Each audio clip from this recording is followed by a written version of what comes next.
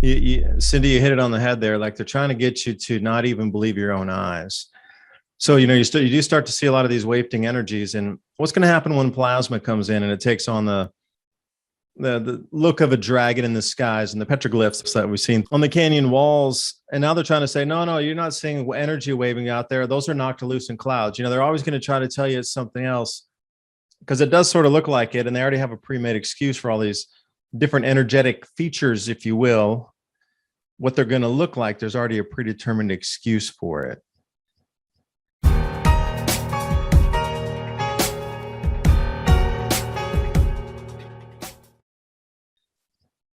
Right here with Michael and Cindy from Evolutionary Energy Arts. Now, Cindy, you hit it on the head there. Like they're trying to get you to not even believe your own eyes. So, you do start to see a lot of these wafting energies. And what's going to happen when plasma comes in and it takes on the look of a dragon in the skies and the petroglyphs that we've seen on the canyon walls. And now they're trying to say, no, you're not seeing energy waving out there. Those are noctilucent clouds. They're always going to try to tell you it's something else because it does sort of look like it. And they already have a pre-made excuse for all these different energetic features, if you will, what they're going to look like. There's already a predetermined excuse for it. Mm-hmm. Don't believe your own eyes. They don't work. Or your feeling too. That's all made up stuff.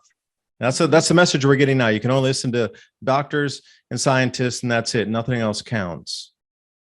And when did these terms come into being too? That's another thing. Like you said, oh, don't worry, it's just noctilucent clouds. Those are red sprites, or those are canyon wall figurines coming to life again, holding state for 8 seconds after the air glow. That's not normal. I mean, it's a repeat, but it is normal, but we just didn't see it yet. Well, when we come out of all this, we can't focus on the destruction and the mayhem that's coming. But the reality is the people that are going to be coming to incarnate again on Earth are coming into something that's going to be so much better than what it is now. Totally, totally different. Yeah. Life is going to be something we can't comprehend, really. You would think of it as being more like that heavenly existence. But yeah, there's a reason why we choose to come here. And yeah, it is for soul growth and all too. But it is a nice experience when we're not in the Kali Yuga. You could almost look at it when you go to the higher densities, fifth density, most beings don't have to eat at all. If they do eat, they just simply consume prana from the environment around them for the most part. And they do have these cool looking energetic fruits that they do partake in a celebratory way. I'm sure there's beings that miss what it actually feels like to squish a ripe, juicy mango in your mouth. Taking a sunset and feel that breeze, there's a little more excitement. And that's part of what we have here in this 3D world. Everything's just more intense. A lot more intense. More intense.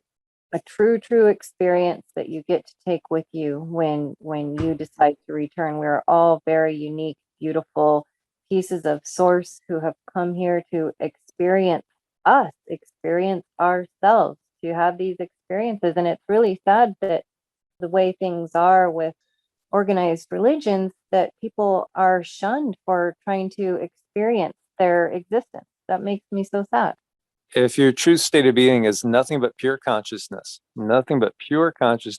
that's going to always be and always has been, you might get a little bit bored. You might create some adventures for yourself.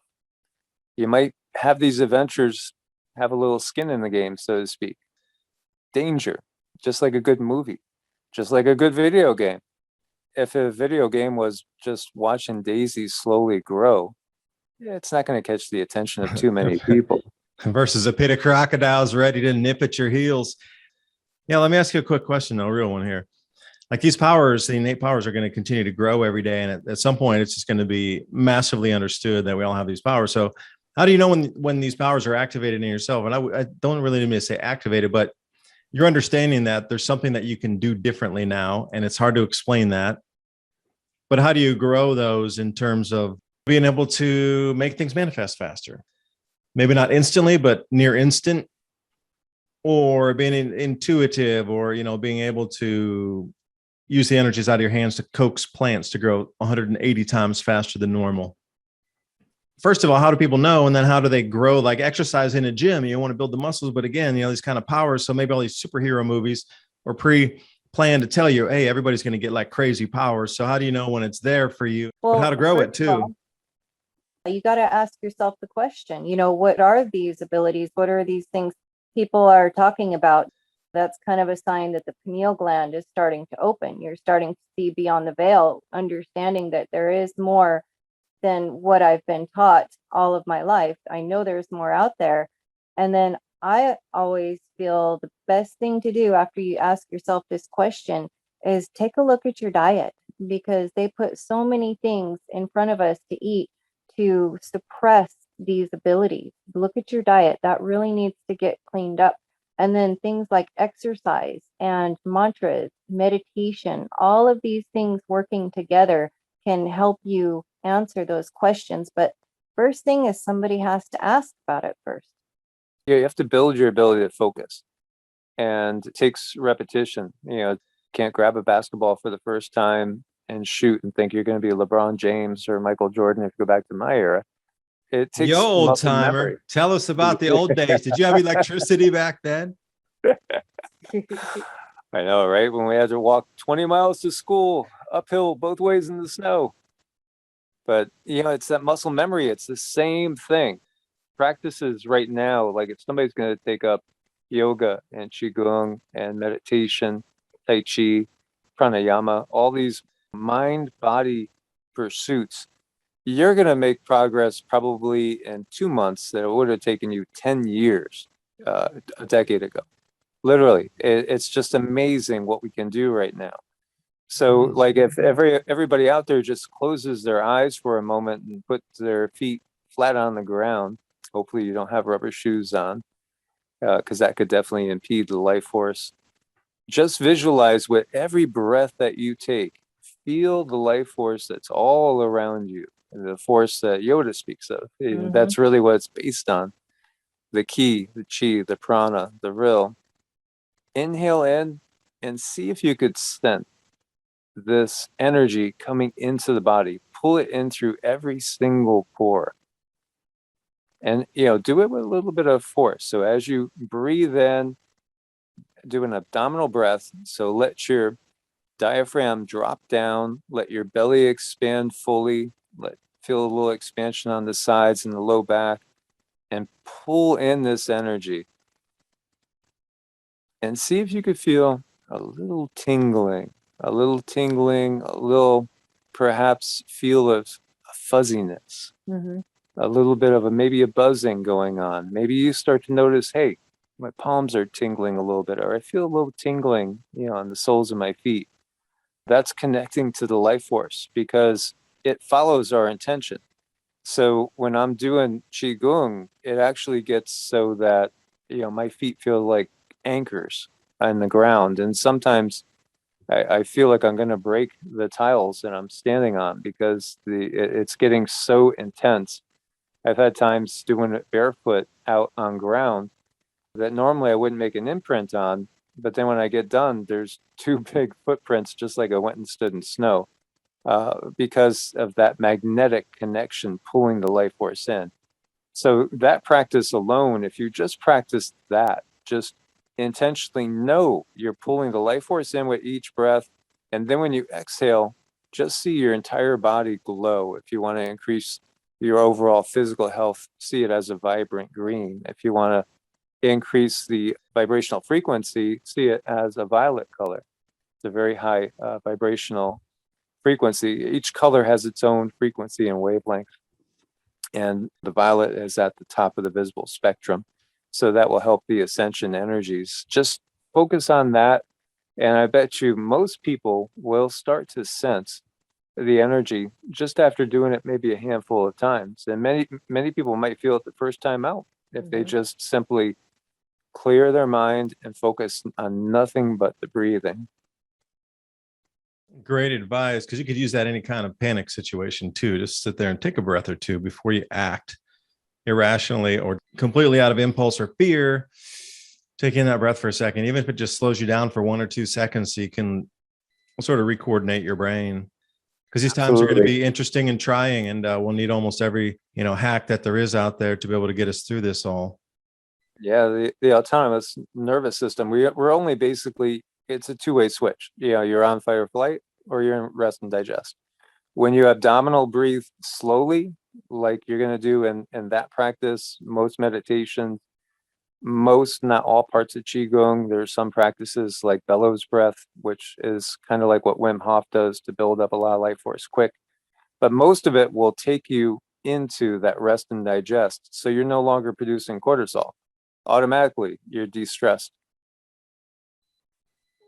Amish farm, they're closing down to just 2 days a week now.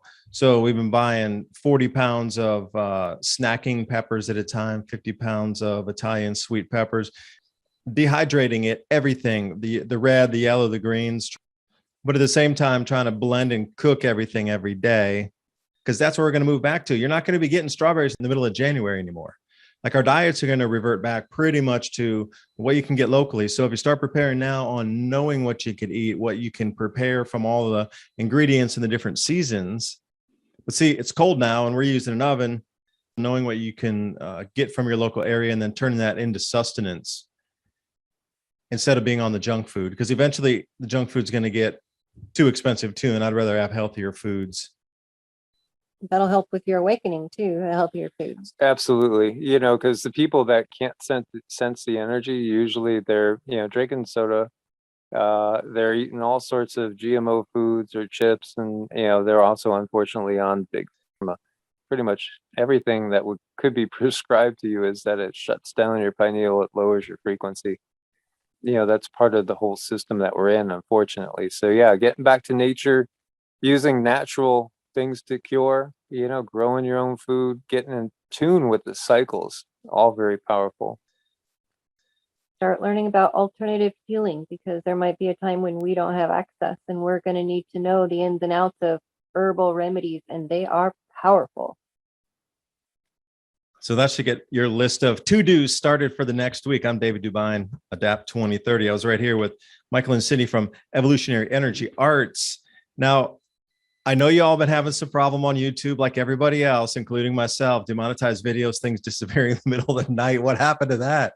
So how are we able to, or anybody able to, find you, contact you, see what you're doing out there? Because I've been moving over to BitChute and Rumble with a lot of my deeper content, like our interview tonight. I'm going to have to scrape an enormous amount of talk out just to put it up on YouTube. Where can people find all of your incredible ideas and, like I say, reach out to you if they want to contact you? Well, EEARTS is the channel that we post on every day. So there might be 1 or 2 days out of the entire year that we don't post on that channel. Evolutionary, we'll be starting to post on it again. Of course, our website, evolutionaryenergyarts.com, that talks all about us.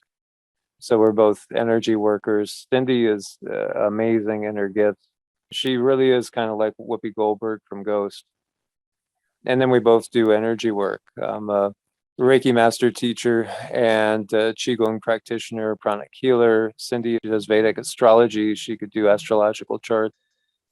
So that's really what we do when we're not doing the videos. And we are on Rumble too, Brightian.